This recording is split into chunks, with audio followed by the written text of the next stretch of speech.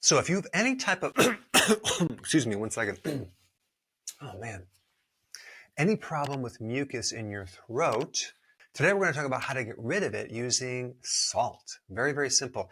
This is part of a series of 3 different videos to address this problem from different angles. So whether you have sinus mucus or mucus in the inner ear or coming from your tonsils or up from the throat, we're going to get into it. So I'm not sure if you know this, but salt is really good for anything bacterial, fungal, yeast, and mold. Even if you think about how they cure meat, they add salt to actually raw meat to stop any type of bacterial growth. And even when you make sauerkraut, you have this bacteria that is fermenting this cabbage, but then when they want to stop it, they add salt to it. And then it stabilizes this stage of making sauerkraut. I want to explain what salt does to these microbes, okay? If we take a look at my little chart right here, if we put salt on either a bacteria, a fungus, a yeast, or a mold, the salt concentration is a lot more outside than inside, right? Inside you have water, and water tends to flow towards a concentrated salt mixture. So the water is going to move out of the cell into the extracellular area right here, turning this bacteria into a shriveled, dehydrated, dead particle. So the salt will kill bacteria, fungus, mold, and yeast through dehydration. Another cool thing that the salt will do is it'll thin mucus. So a lot of times people get this really thick mucus that won't come out of their bodies. Well, you can use salt to loosen it up. How does it do that? The same mechanism. It takes the water out of the mucus, it breaks it up, and it thins the mucus. So we have 2 things going on. We have the inhibiting of the microbial growth and the killing of microbes, and we also have the thinning of the mucus. So this is really good for an infection anywhere in your respiratory tract. You could have a post-nasal sinus drip situation. That's leaking down into the back part of the sinuses into the throat. You could also have a situation where there's an ear infection and there's mucus buildup through the eustachian tubes on either side, and that can end up in the throat as well. And so here you are trying to get rid of the throat infection, but it keeps coming from the ear. So the source is the ear, the effect is the throat. So you have to be able to handle where it's originating from. And also if it's in the sinuses, you have to handle that as well. So this mucus can be originating from the sinus, from the ear, or even from the tonsils, which are little immune glands in the back part of the throat, which can swell up, especially in children, and be a source of infection. But really the tonsils are trying to fight off the infection and protect any invading of the microbes deeper into the body. So it intends to create defenses, and it creates inflammation, and a lot of times you'll end up with a sore throat. On occasion, some of the mucus could be coming up from the esophagus because you have either acid reflux that's irritating the esophagus, or you could have some mucus that's coming up from the lungs. So there's many different things that you can do related to salt, from very expensive to very inexpensive. So let's start with the least expensive thing you can do. You can basically take a teaspoon of sea salt. Now, as far as the salt that I recommend, I don't recommend using table salt because they have so many additives in there, anti-caking agents, and you really don't know the source of where they got that refined product. I would highly recommend you find a good rock salt, something that has been preserved, that hasn't been exposed to plastics and pollution in our oceans. A lot of times people will use Himalayan sea salt, but I will mention if you're going to use one of the therapies that I'm going to recommend, I think usually when you buy one of these units, which I'm going to explain, it comes with its own rock salt. And so in that case, maybe you don't want to put Himalayan sea salt because that does have a bit more iron. But certain units also just use sodium chloride. So let's say, for example, you're not going to get those units. You're just going to use some sea salt. Himalayan sea salt is a really good one. What you're going to do is you're going to take a teaspoon of this sea salt and dissolve it in a glass of water. And you're going to drink that down. Just by drinking it down, you're going to expose everything in your mouth and the throat area to this salt. Plus, the salt's going to go inside the body and strengthen something called the autonomic nervous system, which especially focuses in on this flight or fight mechanism. It tends to improve that. So many people will get results just from drinking some salt water.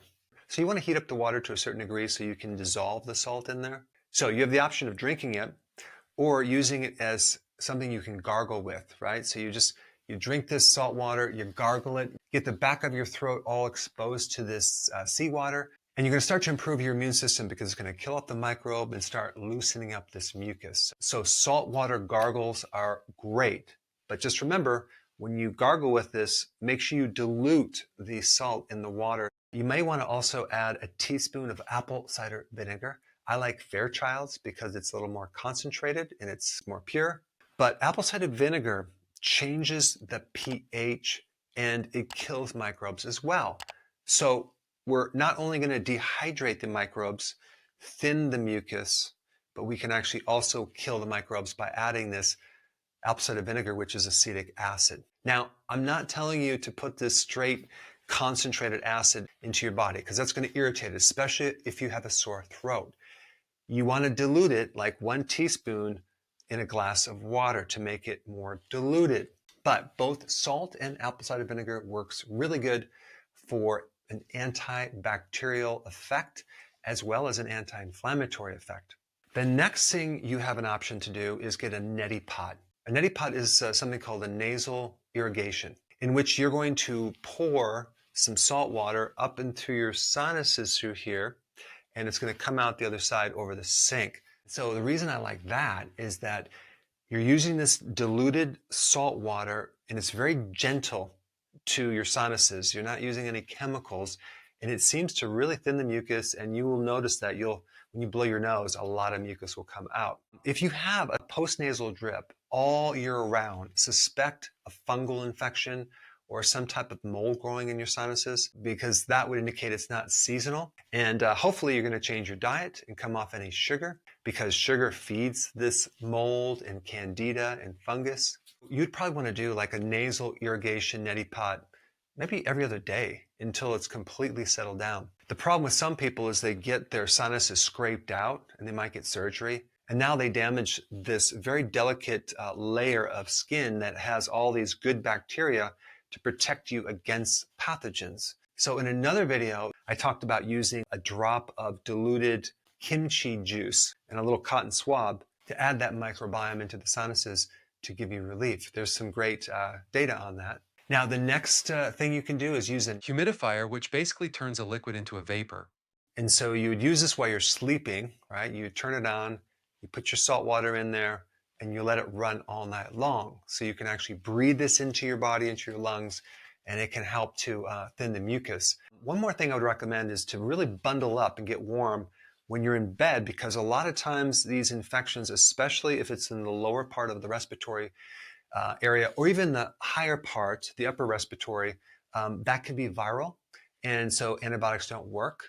And so you want to heat your body up and generate more like a natural fever. So you want to bundle up, get in your bed, stay warm, and try to sweat so you can cook these viruses with temperature. And so we're going to kill them with dehydration, kill them with an acid, kill them with heat. And then the next thing you can do is what's called halotherapy, which is a couple options. You can actually go somewhere and they have these salt caves that you can go in, or there's halotherapy machines, which basically are like a dry salt machine that puts this dry salt out into the air. And they usually come with their own type of salt, which is purified sodium chloride.